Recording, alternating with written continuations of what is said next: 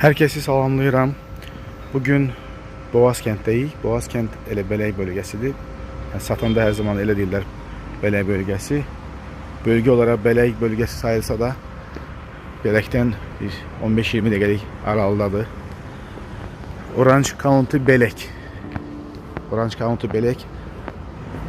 Əvvəllər bu otelin adı Vera Mara idi. 10-15 il bundan qabaq biz işləməyə burada təzə başlayanda Vera Mara idi. Keçənləri buranı Orange otelləri aldı. Adını qoydu Orange County Bələk. Orange County bilirsiniz Kəmərdə də var, Alanya'da da var. Bu da Bələkdə olanı. Boğazkent bölgəsidir. Burada əvvəllər 15 il qabaq maksimum 3 otel var idi. İndi 25 tane otel var burada. Alvadonna var ve burada yan tarafta Siam var. Sensitive var. Kristal otellerinden burada çok var. Kristal Paraiso Verde, Kristal Waterworld, Kristal Family. Kısa bilgi Orange County ile bağlı. Buradan girişdi içeriye. Otel təmirdən sonra bu ilki buranı Orange alıp əvvəllər bura çox da əla otel sayılmazdı. İndi yaxşı oteldir. Ailə ilə dincəlmək üçün yaxşı bir oteldir. Bura lobbidir, resepsiyonun olduğu bölüm. Bu da dəniz kənarıdır, birinci liniyadır. Kiçik bilgi verəcəm sizə, indi aşağıya düşün.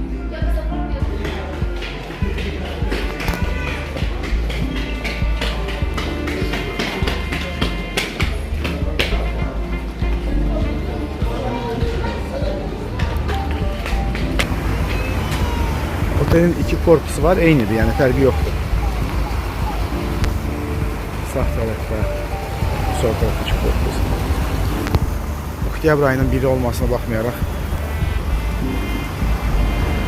turistlər çoxdur, hamı dincəlir.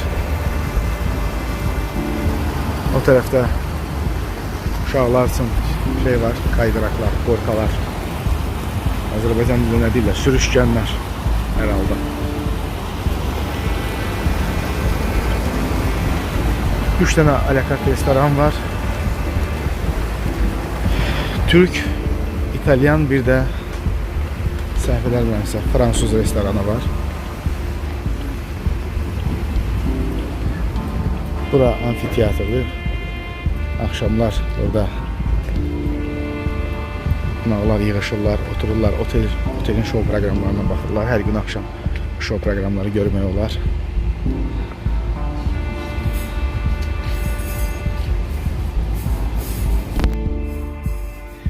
Bura Snack restorandır. Ara yeməkləri üçün fast foodlar var burada. Biraz da sahilden bir şey göstererek.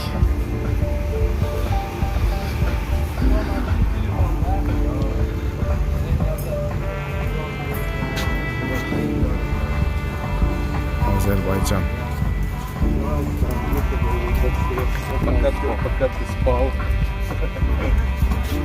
Hansı gün hansı proqramlar olur otelde?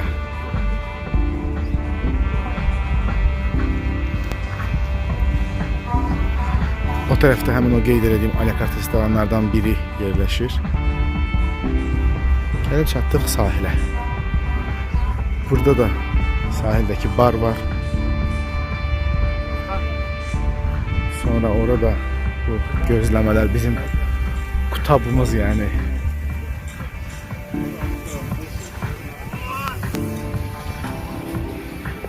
Birinci liniyadır. Gördüğünüz gibi təmiz, səliqəli. Herkes dincəlir.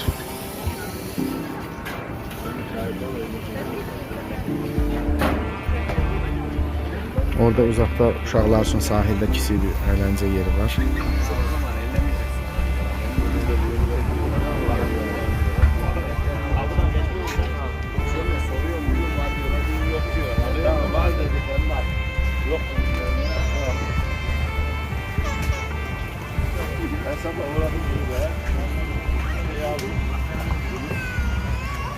Bak bu kadar.